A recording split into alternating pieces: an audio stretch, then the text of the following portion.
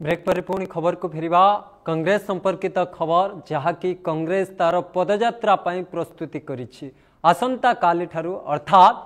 October 2 Gandhi जयंती गांधी पदयात्रा आरंभ करने को जाउछि। भारतीय जातीय कांग्रेस ओडिशा प्रदेश कांग्रेस कमिटीर सभापति भक्त चरण दास नेतृत्व में पदयात्रा हब। पाखापाखि 6500 किलोमीटर यह पदयात्रा हम दुईटी पर्यायर यह पदयात्रा अनुष्ठित हम। मालकानगिरी मोटुरु यह पदयात्रा भक्त आरंभ करेंगे। प्रत्येक दिन 15 ରୁ 20 किलोमीटर चलिए जहाँपाई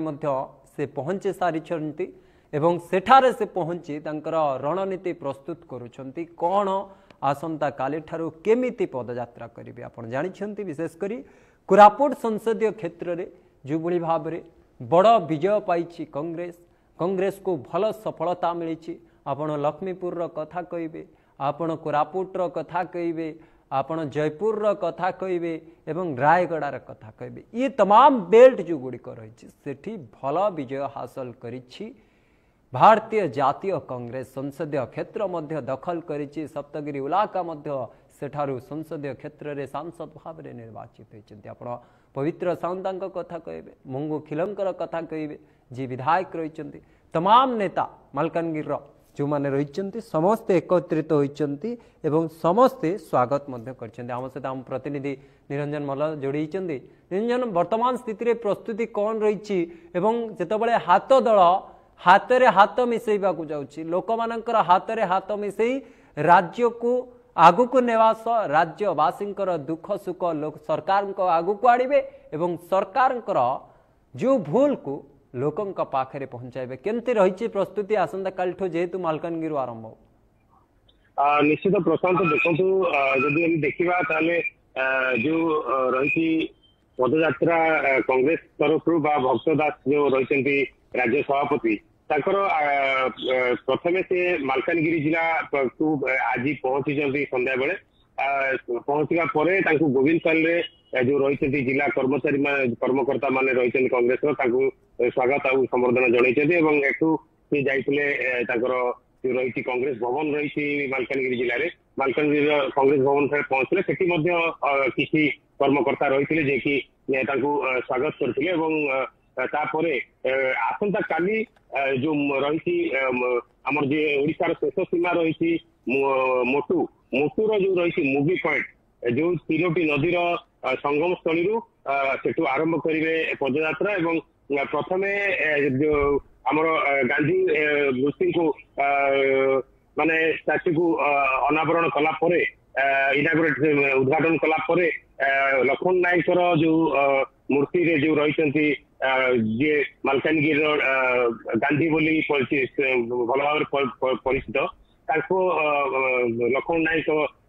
को पुष्पमाल्य पदार्पण कला पदयात्रा आरंभ करेंगे और पदयात्रा करके पोटेर पर्यटन आसवे पोटेरू आसिकी शिखपाली दिन मालकानगिरी पहुंचे पोटेर गोटे दिन नाइट हल्ट रही दिन मालकानगिरी नाइट हल्ट और रिटर्न पदयात्रा को नहीं जो प्रस्तुति केते दूर आगे कर्मी मान भितर उत्साह कौन रही विशेषकर मालकानगिरी जिला को जितेबाला बाछी मालकानगिरी बासिंदा केते मात्रा रे पदयात्रा प्रभावित होबे कांकरा हमें जानिचे विशेषकर मालकानगिरी कोरापुट ये बेल्ट कांग्रेस रो बेल्ट रही है जहाँ की गला निर्वाचन में मध्य प्रतिफलित करिछि। निश्चित प्रशांत देखो जब देखा विगत किसी दिन हम कांग्रेस कौन प्रकार सत्ता नथिला मालकानगिरी एवं जदि आम देखा जो रही आमर मालकानगिरी जो चित्रकुंडा निर्वाचन मंडली रही जितेबाला विजय लाभ कर प्रथम थर एथर कांग्रेस तेणु निश्चित भाव में कौटी ना कौटी उत्साह रही आम जो देखा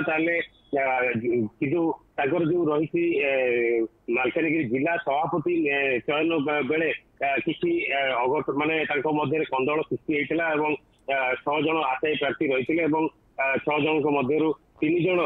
स्वत प्रभुत्व भाव ओहरी जाते जी श्रीनिवास राव जे कि कीर्ति भाई को समर्थन करते जी रही पूर्वतन जो सभापति गोविंद पात्र सी दीर्घ 15 वर्ष सभापति रही तेणु जो राज्य कांग्रेस तरफ ଗ୍ରହଣ କରିନଥିଲେ। ଆଉ ବଡ ପ୍ରଶ୍ନ ହଉଛି ଯୋଉ ରହିଥିଲେ ମଙ୍ଗୁ ଖିଲ ବିଧାୟକ ରହିଛନ୍ତି, ସେ ମଧ୍ୟ ଏ ଦୌଡ଼ରେ ସଭାପତି ଆଶାୟରେ ଥିଲେ। ତେଣୁ ଯଦି ଆମେ ଦେଖିବା ତାହେଲେ ଏବେ ବି କନ୍ଦଳ ଭିତରେ କୁହୁଳିଛି, କିନ୍ତୁ ଯୋଉ ତାଙ୍କର ଯୋଉ ରହିଛି ପ୍ରସ୍ତୁତି ଆଉ ପଦଯାତ୍ରା ପାଇଁ କାହିଁକି ଉତ୍ସାହିତ ଅଛନ୍ତି ନା, ଯେହେତୁ କଂଗ୍ରେସ ମାଲକାନଗିରିକୁ ମାନେ ନିଷ୍ପତ୍ତି ନେଇଛି ମାଲକାନଗିରି ଠାରୁ ପଦଯାତ୍ରା ଆରମ୍ଭ କରିବେ। ମାଲକାନଗିରିରୁ ମୟୂରଭଞ୍ଜ 6000 କିଲୋମିଟର 6000 କିଲୋମିଟରରୁ ଉର୍ଦ୍ଧ୍ୱ କିଲୋମିଟର ଯିବେ ଏବଂ ପାଖାପାଖି ଯୋଉ 30 ଜିଲ୍ଲାର 35 ସଂଗଠନକୁ ମଧ୍ୟ ସେ ଭେଟିବେ ଏବଂ ଯୋଉ ପ୍ରତି ପୁର ଠାରୁ ପଲ୍ଲୀ ପର୍ଯ୍ୟନ୍ତ ଗ୍ରାମାଞ୍ଚଳ ଠାରୁ ସହର ପର୍ଯ୍ୟନ୍ତ ସେ ସମସ୍ତଙ୍କ ସହିତ ମିଶିବେ ଏବଂ ଯୋଉ ରହିଛି ଓଡିଶାର ସ୍ୱାର୍ଥ ସମ୍ମାନ ସ୍ୱାଭିମାନ ବିଷୟରେ ଜାଣିବେ କହିବେ ଏବଂ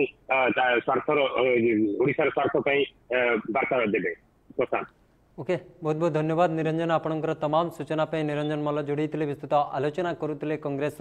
पदयात्रा प्रस्तुति जोरसोर रे लगी मालकानगिरी और मालकानगिरी कांग्रेस नेतांकर भिड़ देखा मिलूँ गोटे पर गोटे नेता मालकानगिरी पहुंचुंट जेहेतु ओडिशा प्रदेश कांग्रेस कमिटर सभापति डाकर समस्त एकत्रित होती पदयात्रा करने गांधी पदयात्रा समस्त को जोड़े और लोक राज्य सरकार विफलता कथा कही ओडिशा प्रदेश कांग्रेस भोट बैंक पदयात्रा गोटे तैयारी करिबारे भक्त आगे आछंती।